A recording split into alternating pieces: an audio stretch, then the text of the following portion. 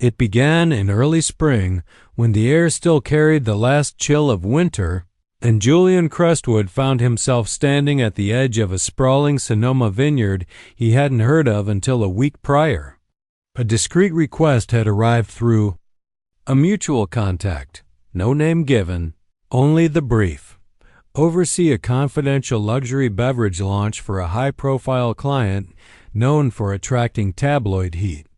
Julian, a seasoned media strategist who had once managed crises for aging rock stars and divorcees from minor royalty, was intrigued enough to board the flight without asking many questions. The vineyard was beautiful in a quiet, deliberate way. Nothing flashy, nothing designed to impress at first glance, which told him immediately that someone had spent a fortune to make it appear that way. The grape rows were neat, precise, the winery staff silent but efficient. Julian was led through an olive-wood door into a modern cellar office where a single brown envelope waited on the desk. Inside, design sketches of a bottle labeled as Ever Rose, a minimalist logo, a launch timeline, and finally, a name. Margot Elwood. That changed everything. She was controversial in the kind of way that made brands hesitate, beloved by some, scrutinized by most. Her transition from actress to global figure had come with sharp pivots, from causes to couture, from interviews to silence. And now, a wine. Julian closed the envelope and glanced around the vineyard again. This was no vanity project. Someone had carefully built this brand as a message. He began assembling his team, small, loyal, vetted. Owen Dale, a retired PR fixer with a good gut and no interest in attention. Finn Greaves, young, brilliant, and slightly awkward, responsible for digital coordination.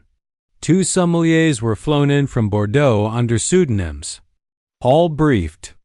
All bound by silence. In the first few days, everything went smoothly. Production had begun. Bottles were being labeled, stacked in oak crates. The branding was simple, sincere. It had that aura of exclusivity that Julian knew would drive demand through scarcity. Margot, true to form, remained a ghost, only interacting. Through Ethan, her husband, who sent notes written in his own hand, calm but firm. The goal was clear, a quiet, elegant launch. No leaks, no noise. And then the photo appeared. Julian saw it at 2:11 a.m., halfway through a draft email. Blurry at first, a wine bottle, a rose tint, a half-visible label posted to a gossip forum notorious for its anonymous tips. At first, he dismissed it. Could have been fake. Could have been a copycat. But by morning, a second image surfaced. This one sharper. Same bottle, same font. Even the vineyard's crest, subtly embossed on the neck, was visible. The caption, "Read only, coming sooner than they think." Julian closed his laptop slowly. He knew this wasn't random. This was an intentional crack in the wall they'd spent weeks building. He got up, stepped outside, and stared at the vines. The storm had begun. Julian spent the morning pacing across the gravel path behind the cellar, his phone warm in his palm from the sheer volume of incoming calls. The gossip forums were no longer. Fringe, a few mid-tier media blogs had picked up the story, speculating that Margot Elwood's long-rumored wine brand had been leaked ahead of schedule. Some posts suggested it was all part of a clever marketing strategy. Others called it a betrayal of exclusivity. The chatter was building, and Julian knew it wouldn't take long before major outlets came knocking. He stopped taking calls. Instead, he focused on isolating the source of the leak. His first move was to summon Owen Dale and Finn Greaves into the office above the tasting room. Owen arrived with 2 espresso shots in hand, calm as ever. Finn looked shaken, clearly having seen the leak himself. Julian didn't waste time on pleasantries.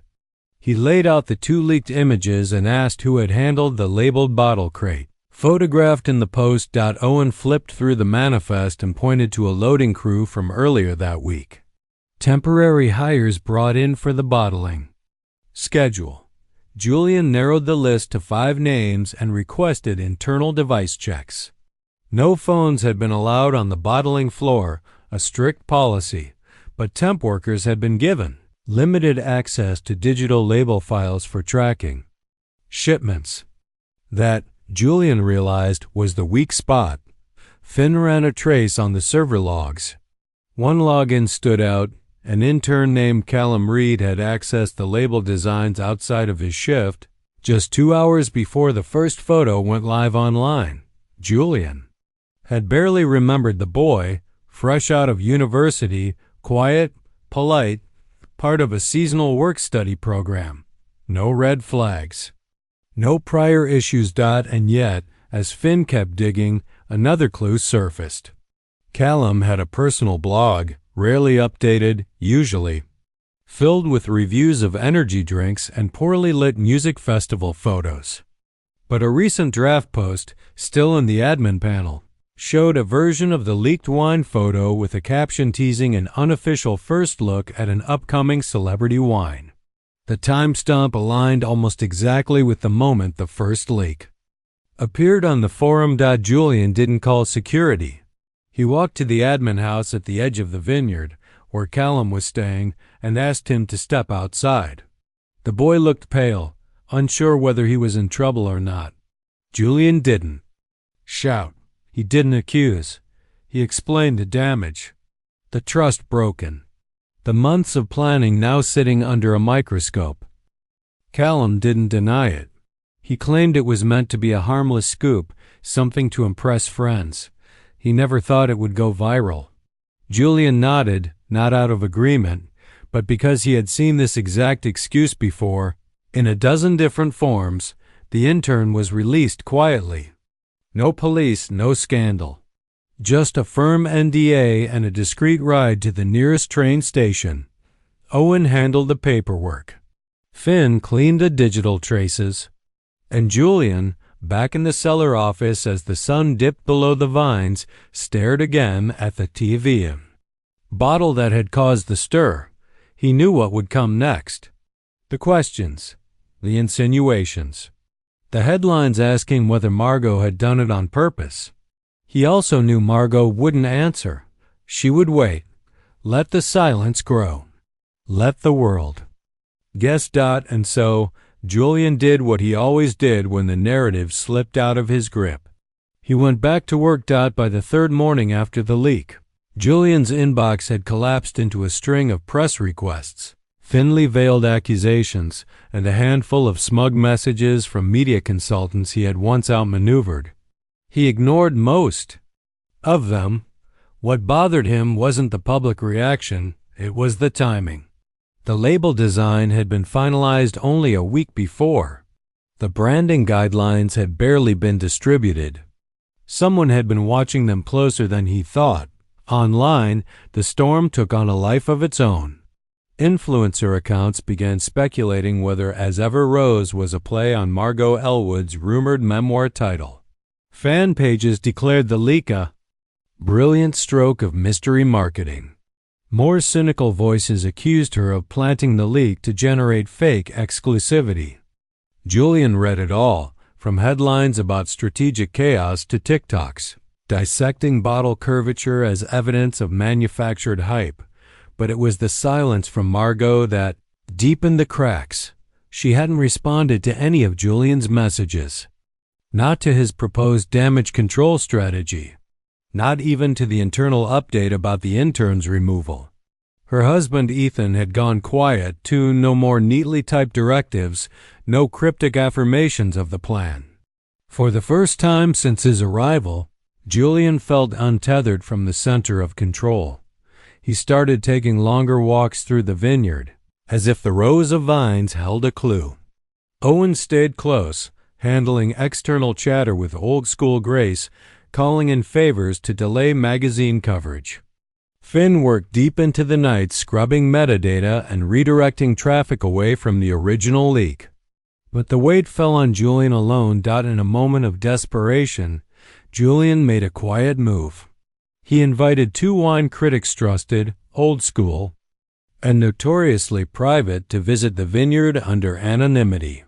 No photos, no interviews, just the wine.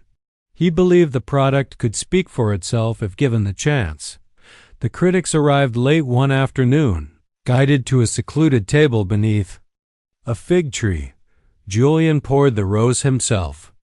Neither man said much. They sniffed, swirled, sipped. One closed his eyes. The other nodded without smiling. When the reviews appeared 2 days later in two obscure but respected wine journals, Julian felt the first exhale in days. They praised the flavor, the subtle finish, the emotion layered into the blend. One called it a wine born from restraint, not ego. Another described it as an antidote to celebrity noise. But even that brief uplift couldn't silence the new rumor rising in the digital fog. Margot was missing. Speculation ignited again, some claiming a media retreat, others spinning tales of a breakdown. Julian knew most of it was fiction, but he couldn't deny that she had vanished. She had not stepped foot on the vineyard since the photo leak. He found himself lying awake in the guest house, watching the moon cast pale light across the grape rows. He hadn't spoken to his son in 6 days. His coffee tasted bitter. The launch date was slipping, and the soul of the brand, the woman whose silence had once been magnetic, was becoming a ghost in her own narrative. Still, Julian stayed. He revised press plans. He reorganized crates. He walked the grounds each evening as if Margot might appear like a whisper between vines. And then, just as quietly as she had vanished, she returned. She arrived without warning, stepping out of a matte black SUV just as the vineyard sank into golden dusk. Julian noticed the vehicle from his office window and instinctively straightened his jacket, unsure whether to run out or wait. When the door opened and Margot Elwood stepped onto the gravel, there was no entourage, no assistant trailing behind, only her, wrapped in a long linen coat, hair tied back, expression unreadable. Julian met her halfway across the courtyard. He didn't speak, neither did she. There was something in her posture and exhaustion that hadn't been there before. She looked not like a woman avoiding publicity, but like someone who had been carrying too much for too long. He fell into step beside her as she began walking toward the northern edge of the vineyard, where the oldest vines curled around a wooden trellis. She paused at the foot of it, letting her fingers run along the bark of a nearby post. Then she reached into the coat and pulled out a bottle as ever rose, already chilled. Julian recognized the lot number on the label. It was from the batch that had gone into the leaked image. She held it for a long moment, then passed it to him without a word. Julian took it, uncorked it with the small brass keychain opener he always carried, and handed it back. She didn't toast.